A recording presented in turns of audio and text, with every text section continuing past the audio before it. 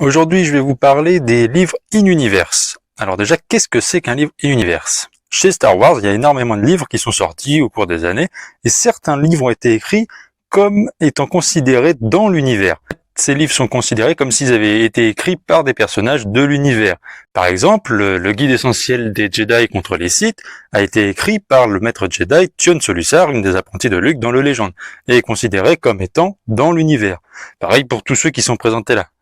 Et l'air de rien, ils sont très intéressants, bourrés de détails. Le livre sur les Sith et les Jedi sont mes préférés. On y retrouve beaucoup d'informations pour comprendre un peu comment ils fonctionnaient. Après, on a des atlas, le canon et le légende, qui sont tous les deux très sympathiques, des très belles illustrations dans celui-là, et beaucoup d'informations dans celui-là. Un peu plus dur à trouver, le journal de Gnos Dural. C'est un maître Jedi qui a vécu pendant la guerre contre Vitsiat. Donc ce livre, il se passe vraiment sur 30 ans et c'est comme un journal quotidien écrit par le maître Jedi.